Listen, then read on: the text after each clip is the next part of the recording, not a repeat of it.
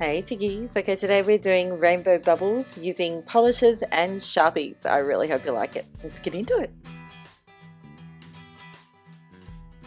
So I started off by painting 3 of my nails black, and then my pinky has Ultima by Starrily, which is a fully loaded up hollow glitter polish. It is just delicious. The black polish on my other 3 nails is OPI's Black Onyx from HB Beauty Bar.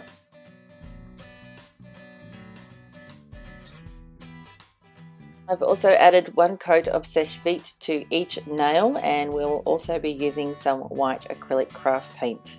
We're going to seriously water it down too, by the way. So to start with, we're going to seriously water down this acrylic craft paint. We're going to use a tiny little dot of the acrylic craft paint. I'm using my Miracle Matte by Bliss again, because they've got these little circles with ridged edges, which makes things really easy, and it's so easy to clean up too, so that's why I'm using that. But you can just use a regular paint palette as well. So we're going to be adding quite a bit of water to this little dot of white acrylic craft paint, because we're going to use the bubble technique, and to do that your paint needs to be really thin, like really thin.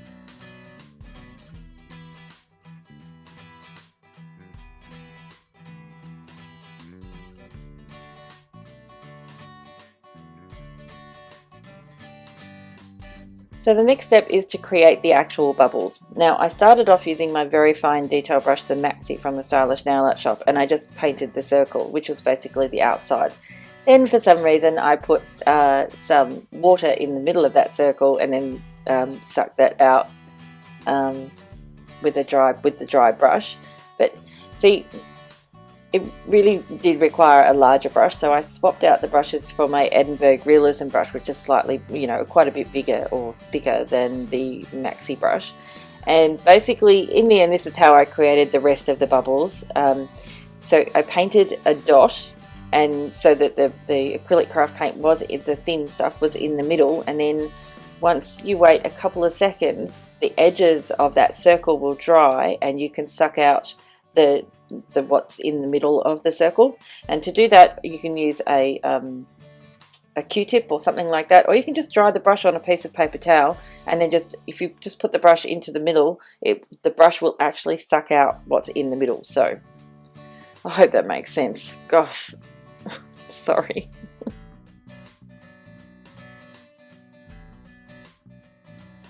As you can see, most of my bubbles aren't very perfectly round, so I'm not really that concerned about that at all, and I'm not going to stress over it. But I think the best effect you'll get from this is when you actually overlap some of the bubbles with the bigger, it's like overlap small bubbles with some of the bigger bubbles, and it really does make it look like bubbles. So, and waiting, the amount of time that you have to wait for the edges to dry is virtually no time at all. It's literally 10-15 seconds at the most. You don't have to wait any more than that before you suck out the middle. And when you do it that way, you end up with sort of like a ghost of what was in there, so it really does look more bubbly, I think.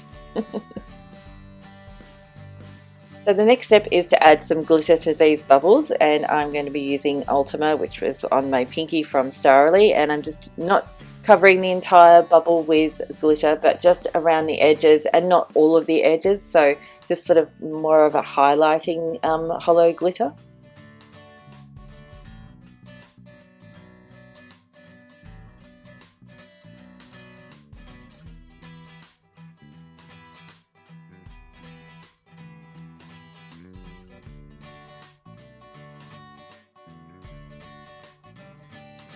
You can leave it at that, or what you could do is what I did and add some highlighting using Sharpies. I'm using pink, yellow and blue, and all I'm doing is using the Sharpies on the white edges of the bubbles and a little bit on the glitter as well.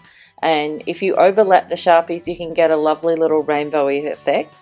The only Sharpie that I was disappointed with was the blue. I should have used a lighter blue Sharpie. This one's really, really dark.